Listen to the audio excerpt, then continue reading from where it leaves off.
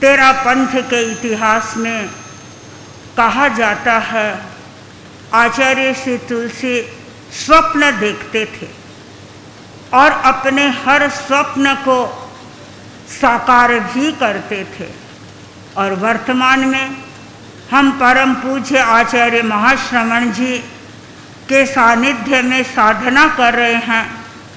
हमें ऐसा प्रतीत होता है कि आचार्य वर्ग भी विकास की दृष्टि से नए नए सपने देखते हैं और जो सपने देखते हैं उनको पूरा भी करते हैं। गुरुदेव श्री तुलसी की शताब्दी का सपना उन्होंने देखा और उस सपने को यथार्थ में परिणत भी किया। परम पूज्य आचार्य महाप्रज्ञ जी की शताब्दी का एक सपना देखा और सपना जो लिया, जैसा संकल्प किया, उस संकल्प के अनुसार वे अपने लक्ष्य तक भी पहुंच गए। समय समय पर यात्राओं के संदर्भ में सपने लेते हैं, मुझे पूर्वोत्तर भारत की यात्रा करनी है, मुझे विदेश की यात्रा करनी है, मुझे दक्षिण भारत की यात्रा करनी है, अथवा मुझे महाराष्ट्र गुजरात की यात्रा करनी है। और यात्राओं के बारे में भी जो उन्होंने सोचा, जैसा चिंतन किया, जैसा यात्रा पथ बनाया, उसी के अनुसार उनके चरण आगे बढ़ते गए। प्रबंधन का सूत्र है कि यदि तुम्हें विकास करना है तो उसके लिए तुम स्वप्न लो और उसके बाद संकल्प करो। तीसरी बात है गतिशील बनो और मंजिल तक पहुंच जाओ। परम पूज्य आचार्यवर ने प्रबंधन के इस सूत्र को अपने जीवन में अपनाया। उन्होंने स्वप्न देखा, संकल्प किया, अपने चरणों को गतिशील बनाया और अपने मंजिल पर पहुंच गए। और अब भी आचार्यवर का एक बहुत बड़ा सपना है और वह है योगक्षेम वर्ष का। तेरा पंथ धर्म संघ के लिए योगक्षेम नया नहीं है।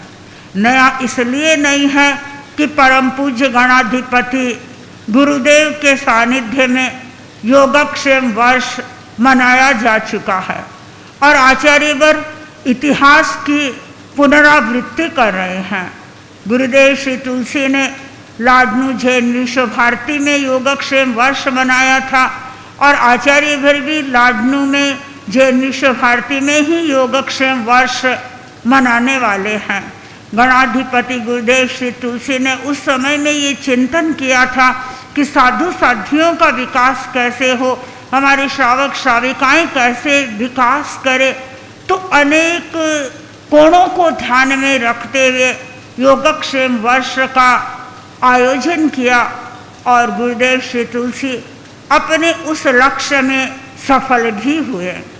क्योंकि योगक्षेम वर्ष जो बनाया गया था वह तात्कालिक नहीं था, उसके पृष्ठभूमि में न जाने कितना समय लगा था। यद्यपि मैं उस समय समणी थी, लेकिन स्थितियों को देख रही थी, पढ़ रही थी, अनुभव कर रही थी कि कितना गुरुदेव श्री ने उस समय में श्रम किया था।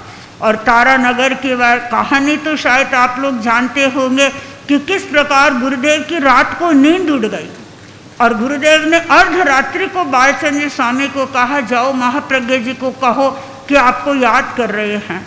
और जब बालचंद्र स्वामी पहुँचे युवाचार्य महाप्रज्ञ जी के कक्ष में तो युवाचार्यवर स्तंभित रह गए।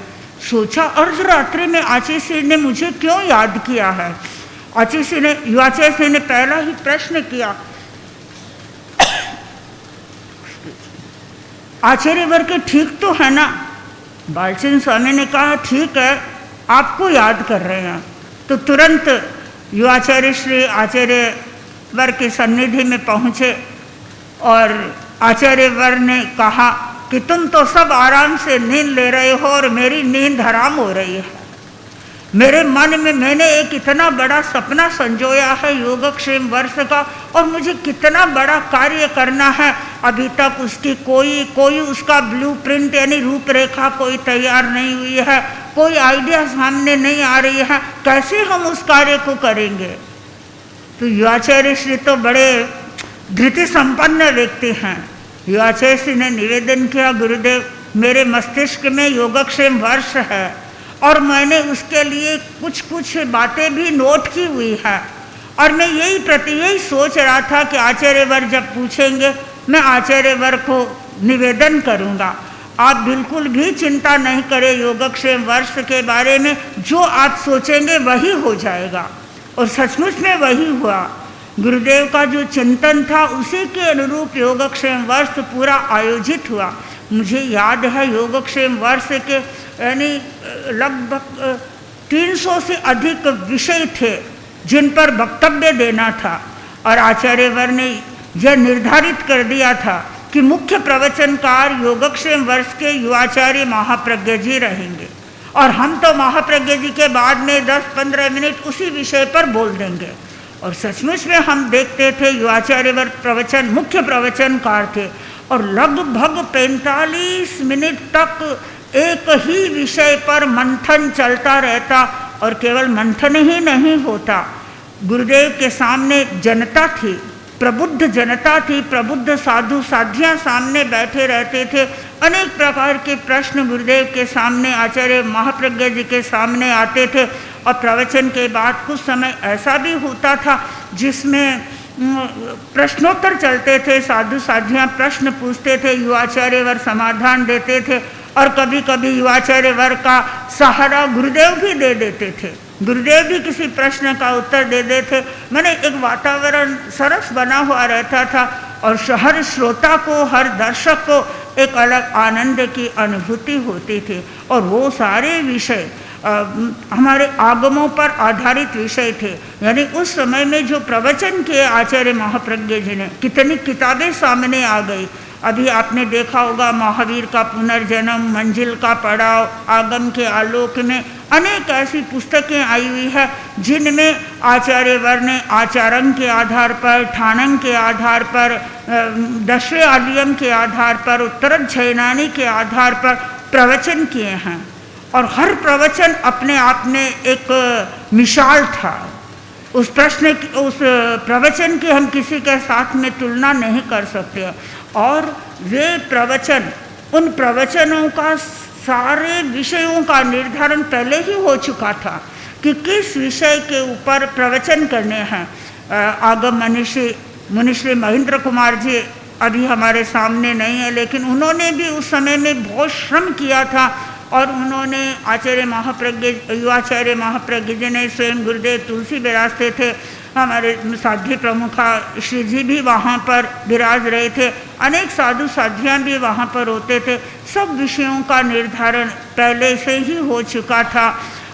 कितनी कक्षाएं होंगी, कौन पाठक होगा और कौन मतलब पढ़ाने वाला होगा, मतलब प्रशिक्षण देने वाला होगा, क्योंकि यह जो वर्ष था वह ट्रेनिंग का वर्ष भी था और टीचिंग का वर्ष भी था।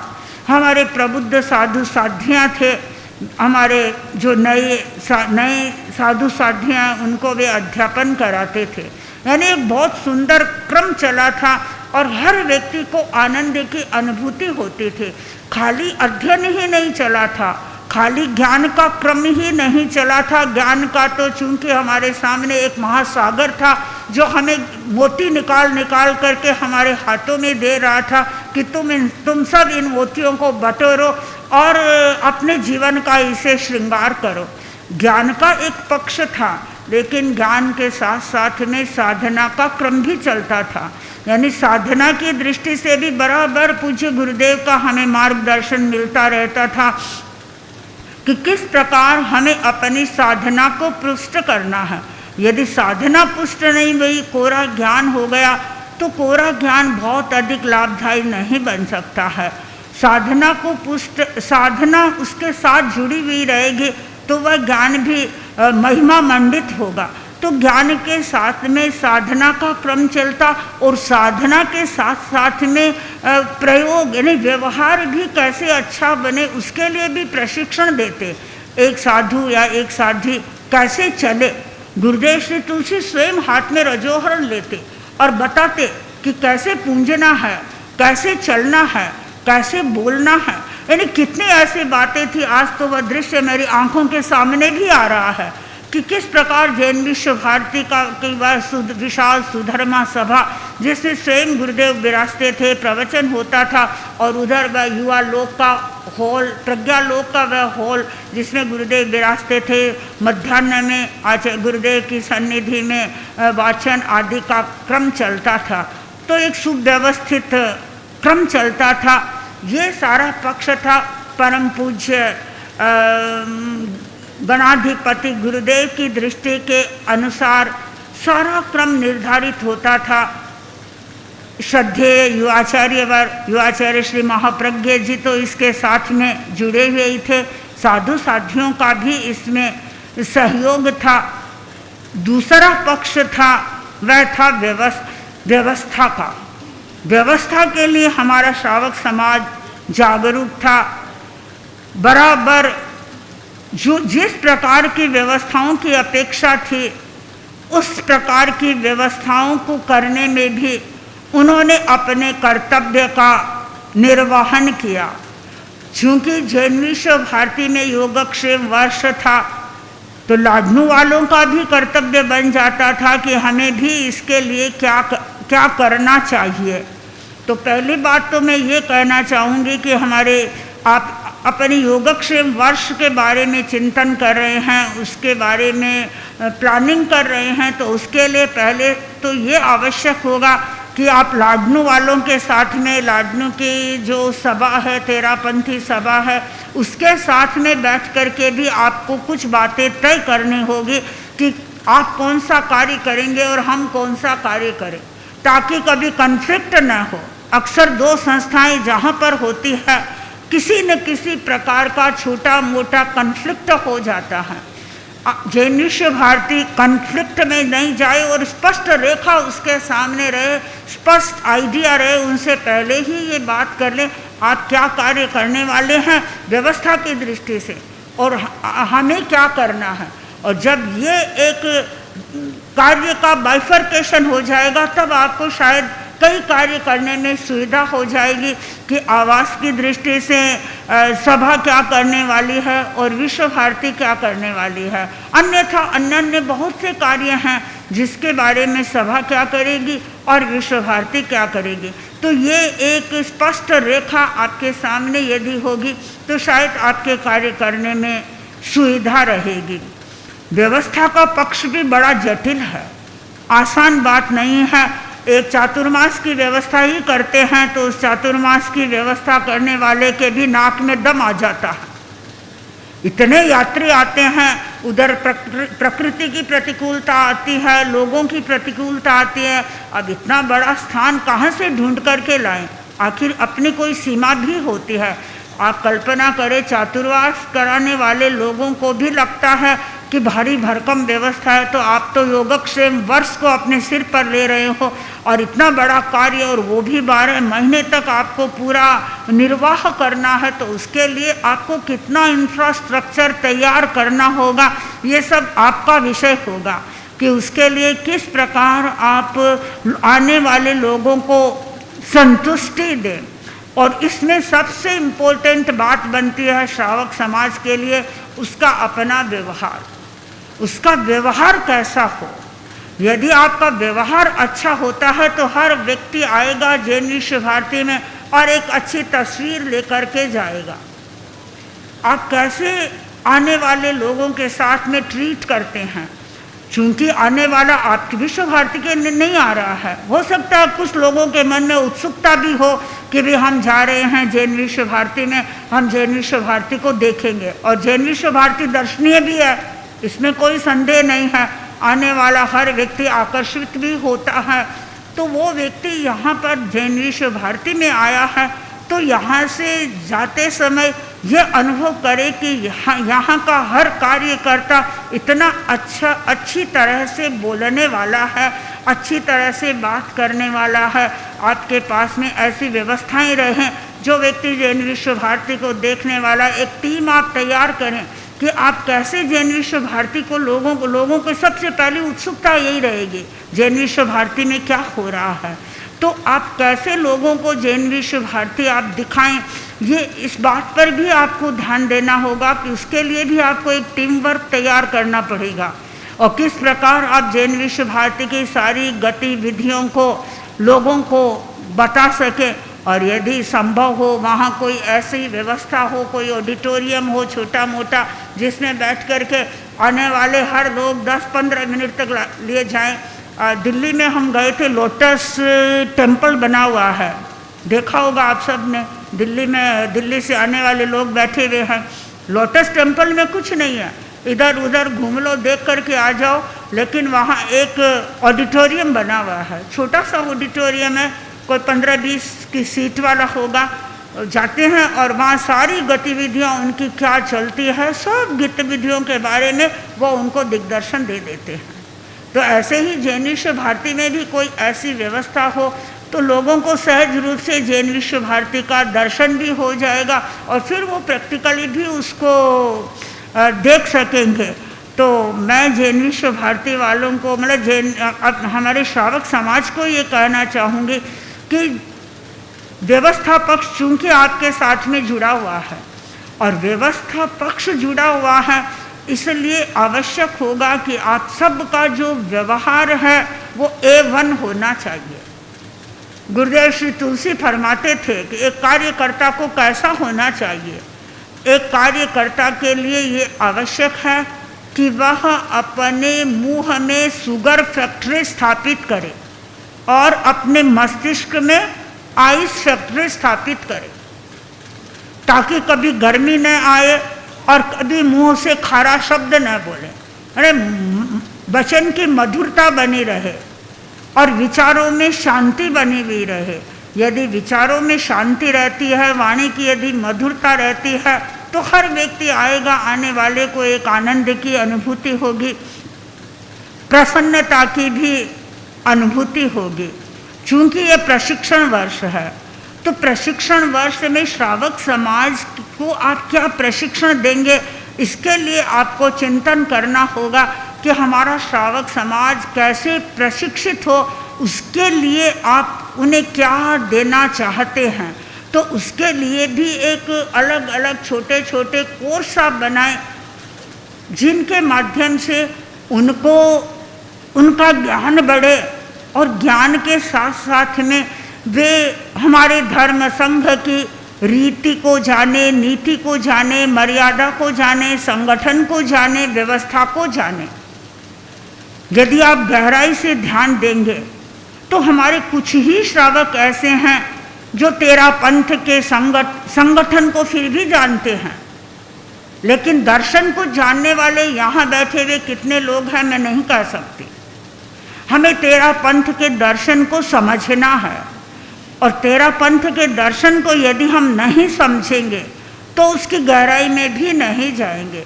तो जैन विश्व भारती में जब आचार्य वर्ग का योगक्षेम वर्ष का आयोजन हो, साधु साध्वियों के लिए आचार्य वर्ग चिंतन करेंगे ही, हो सकता है श्रावक श्रावकाओं के लिए भी चिंतन करें, लेकिन हमारे जैन विश्व भारती के व्यवस्थापक अवश्य ध्यान दें कि किस प्रकार वहाँ आने वाले जो श्रावक या श्राविकाएँ हैं उनकी भी कुछ विशेष ऐसी कक्षाएं लगाई जाए जिनमें उनको तेरा पंथ दर्शन समझाया जाए, जैन धर्म उनको समझाया जाए। और हर व्यक्ति वहाँ जो आ रहा है, चाहे एक दिन के लिए भी आ रहा है, चाहे 2 दिन के लिए आ रहा है, या नहीं खाली साधु साध्वियों के पास गया, फेरी दे करके वापस शाम को चला गया, नहीं, उसके लिए आपको कुछ आवश्यक कार्य उसे करना चाहिए। उसे बताएं कि आप एक दिन के लिए आए हैं तो यहाँ आपकी मेडिटेशन क्लास लग रही है, इस समय में आपको मेडिटेशन क्लास अटेंड करनी होगी, इस समय में आपको अमुक विषय पर वक्तव्य हो रहा है तो आप अवश्य इस वक्तव्य को सुने। प्रारंभ से ही आप सब जगह इस प्रकार की सूचनाएं भेजें कि यदि आप 1 दिन के लिए आ रहे हैं, 2 दिन के लिए आ रहे हैं या 4 दिन के लिए आ रहे हैं। 4 दिन के लिए आ रहे हैं तो आपको ये कार्य करना होगा। 2 दिन आप यहाँ आ रहे हैं तो ये प्रशिक्षण आपको प्राप्त करना होगा। यदि इस प्रकार का प्रशिक्षण प्रशिक्षण के ऐसे कुछ पाठ्यक्रम तैयार किए जाते हैं तो हर आने वाले को ऐसा लगेगा कि खाली मैंने दर्शन ही नहीं किए हैं, दर्शन के साथ में मैं यहाँ से कुछ लेकर के जा रहा हूँ, मुझे कुछ उपलब्ध हो रहा है, मुझे कुछ प्राप्त हो रहा है। तो इस दृष्टि से आप विमर्श करें। अब क्या हो सकता है, आपके प्रभारी मुनि इसके बारे में चिंतन करेंगे अथवा आचार्यवर जब समग्रता से इस विषय के बारे में सोचेंगे कि प्रशिक्षण का क्या क्रम होना चाहिए, टीचिंग का और ट्रेनिंग का क्या क्रम होना चाहिए, तो बहुत संभव है कि उसके बारे में चिंतन करेंगे। क्योंकि विश्व भारती में बहुत सारी ऐसी चीज़ें हैं जो हमारे श्रावक समाज को आकर्षित भी करने वाली है।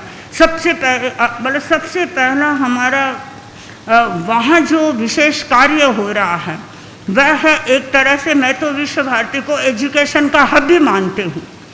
शायद बहुत कम ऐसे परिसर होंगे जिस परिसर में नर्स से लगा करके ठेठ यूनिवर्सिटी तक का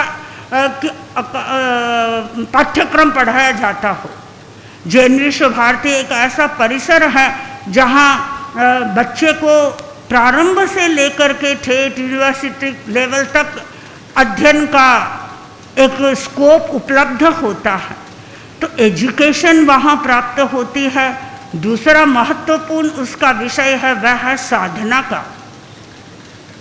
साधना की दृष्टि से भी यदि आप देखें तो वर्तमान में विश्व भारती में बराबर शिविर लग रहे हैं, लेकिन मुझे ऐसा लगता है अभी शिविर लग रहे हैं, लोग आ भी रहे हैं, लेकिन हमारे लोग से मेरा तात्पर्य तेरापंथी लोग कम अवेयर हैं।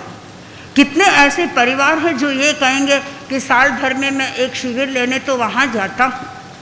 होना ये चाहिए कि शिविर तो एक ऐसा माध्यम है जो आपके मन को, आपके व्यवहार को सुंदर बनाने वाला है, कलात्मक बनाने वाला है। एक तरह से मैं कहूँ कि जीवन जीने की कला सिखाने वाला है। तो शिविर का भी वहाँ जो क्रम चलता है, अभी तो बहुत सारे लोग, 1 महीने में काफ़ी लोग आने लग गए हैं, दूसरे लोग भी आते हैं। तो मैं तो ये कहूँगी कि उस समय में हमारे अध्यक्ष महोदय ऐसा आह्वान करें कि हमारे तेरापंथ समाज का हर परिवार जैन विश्व भारती में आए, और आए ही नहीं, वहाँ आकर के साधना करे। 1 सप्ताह के लिए साधना करे तो 1 सप्ताह वालों का अलग से दिनचर्या तय हो, 5 दिन रहने वालों की एक दिनचर्या तय हो, 3 दिन रहने वालों की एक डेली रूटीन बनी हुई रहे। तो इस प्रकार यदि सब आने वाले इन्वॉल्व रहेंगे तो उन्हें ऐसा लगेगा कि वहाँ पर जाना हमारा फ्रूटफुल बन रहा है, सार्थक बन रहा है।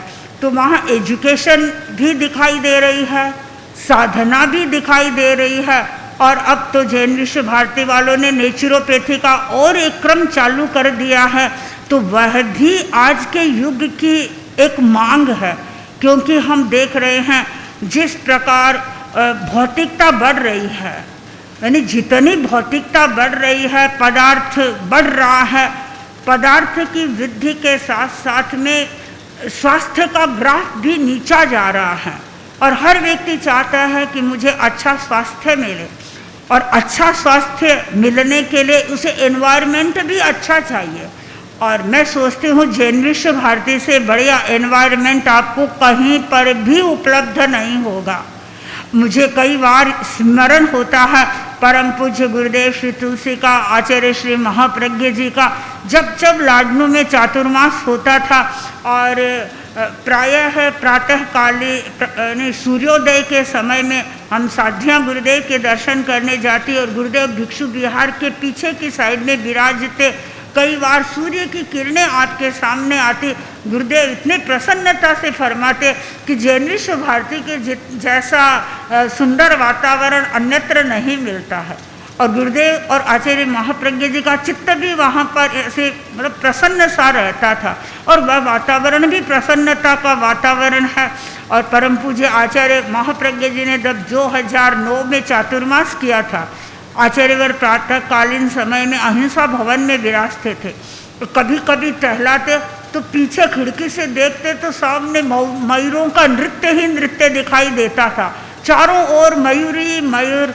आचार्यवर फरमाते देखो कितना इन मोर का सौंदर्य भी कितना है, यानी चारों ओर एक स्वस्थ वातावरण वहाँ का है। तो इस स्वस्थ वातावरण का लाभ उठाने के लिए जैसे प्रेक्षा ध्यान शिविर है, खाली नेचुरोपैथी ही वहाँ नहीं है, आयुर्वेदिक संस्थान भी, आयुर्वेदिक भी वहाँ चल रहा है। तो कोई व्यक्ति यदि चाहे कि मैं अच्छा स्वास्थ्य प्राप्त करना चाहता हूँ, तो उसके लिए भी यदि विश्व भारती वाले उनको कोई अच्छी अच्छी व्यवस्थाएं दे कि भाई हाँ तुम यहाँ रह करके ये कार्य कर सकते हो, तो वह आने वाले व्यक्ति को एक अपॉर्चुनिटी मिलती है। तो विश्व भारती का जो प्रांगण है वह अपने आप में सुरम्य प्रांगण है, और वहाँ जब आचार्यवर का योगक्षेम वर्ष होगा तो हमारे सैकड़ों साधु साध्वियाँ तो वहाँ रहेंगे ही, इसमें कोई संदेह नहीं है, आचार्यवर ने फरमाया भी है। और हमारे श्रावक श्राविका समाज भी वहाँ उपस्थित रहेगा। मैं तो यही मंगल कामना करती हूँ कि आचार्यवर का वह योगक्षेम वर्ष गुरुदेव श्री तुलसी का जैसा योगक्षेम वर्ष रहा था, उसी अनुरूप वह यह योगक्षेम वर्ष भी रहे। अपितु उस योगक्षेम वर्ष में इतनी टेक्नोलॉजी की सुविधाएं नहीं थी जितनी आज सुविधाएं हैं। तो आप कैसे मैक्सिमम लोगों को कम सीमित संसाधनों में मैक्सिमम प्रॉफिट दे सकते हैं, ये आपका चिंतन बराबर बना हुआ रहना चाहिए। और यदि ये चिंतन आपका बना हुआ रहता है तो निश्चित रूप से योगक्षेम वर्ष है वह अपनी ऊंचाइयों को हासिल करेगा। और जो व्यक्ति यहाँ पर आएंगे उसे ऐसा लगेगा कि यहाँ आना मेरे लिए सचमुच में उत्साहवर्धक रहा है, यहाँ आना मेरे लिए स्वास्थ्यवर्धक रहा है, यहाँ आना मेरा आध्यात्मिक विकास की दृष्टि से भी महत्वपूर्ण रहा है। और उसके लिए आवश्यक होगा कि हमारे जितने भी कार्यकर्ता हैं वो सेल्फ डिसिप्लिन्ड हों, वे स्वयं अनुशासित हों। यदि उनका अपना मन वचन और कर्म यानी क्रिया पर अनुशासन है तो वो दूसरों को अनुशासित कर सकेंगे। यदि वे स्वयं सेल्फ डिसिप्लिन्ड नहीं हैं तो वे लोगों को डिसिप्लिन का पाठ नहीं पढ़ा सकते। तो इसके लिए आवश्यक है कि हमारे कार्यकर्ता सेल्फ डिसिप्लिन्ड बने। दूसरी बात है कि कार्यकर्ताओं के लिए वे ड्यूटीफुल हों, यानी हर कार्यकर्ता अपने कर्तव्य की अनुभूति करे। यद्यपि जहाँ बड़े प्रोग्राम होते हैं हर कार्य का विभाजन होता है, अमुक कार्य अमुक करेगा, अमुक कार्य अमुक व्यक्ति करेगा, अमुक कार्य अमुक व्यक्ति करेगा। अब कल्पना करो कि सलील को जो काम दिया है वह उसके जिम्मे नहीं है, उसको तो दूसरा काम दिया है, अमुक कार्य अमुक करने वाला है। लेकिन इसके सामने यदि दूसरी समस्या आ गई तो उसको निग्लेक्ट नहीं करना चाहिए। इसका कर्तव्य बनता है कि वो उसकी समस्या को सुने और उसको कहें कि ठीक है मैं तुम्हें इसके बारे में जानकारी करके बता दूंगा, ताकि उसे ये लगे कि विश्व भारती का हर व्यक्ति ड्यूटीफुल है, हर व्यक्ति कर्तव्य परायण है। वह ये सोचता है कि विश्व भारती मेरी है। और यदि इस भावना से जहाँ काम होता है तो वहाँ अपने आप सफलता प्राप्त होती है। तीसरी बात है कार्यकर्ता के लिए उसमें डेडिकेशन भी होना चाहिए और उसमें डिवोशन भी होना चाहिए। यदि डेडिकेशन है तो डेडिकेशन जहाँ पर होता है वहाँ कार्य सुचारू रूप से चलता है, और यदि डेडिकेशन नहीं है यानी सर्वात्मना उस कार्य के प्रति समर्पण नहीं है तो कार्य नहीं हो सकता। और यदि उसके प्रति डिवोशन नहीं है तो हम कार्य की सफलता की आकांक्षा भी नहीं कर सकते। योगक्षेम वर्ष तभी सफल हो सकता है कार्यकर्ताओं का अपना डेडिकेशन हो और कार्यकर्ताओं का अपना डिवोशन हो। और इसके लिए आवश्यक होगा कि आप कुछ ऐसे व्यक्तियों को तैयार करें जो कम से कम योगक्षेम वर्ष की जो अवधि हो 1 साल की या 10 महीने की, वो कुछ पहली पंक्ति के व्यक्ति रहें। यानी पहली पंक्ति में वे लोग होंगे जो 10 महीना तक अपनी सेवाएं देंगे। और सेवाएं देने के लिए वो अपने कमरे में बैठे नहीं रहेंगे। ऐसा नहीं है कि एसी में बैठ के हाँ हम सेवा दे रहे हैं, नहीं, ऐसा नहीं होगा। हर व्यक्ति कार्य में लगेगा, कुछ न कुछ उसको जिम्मेदारी दो कि नहीं, चाहे भले ही तुम मंत्री हो और चाहे तुम अन्य डिपार्टमेंट को संभालने वाले, तुम्हें वहाँ जाकर के काम करना है, अपना दिमाग को भी चलाना है और अपने शरीर को भी गतिशील रखना है।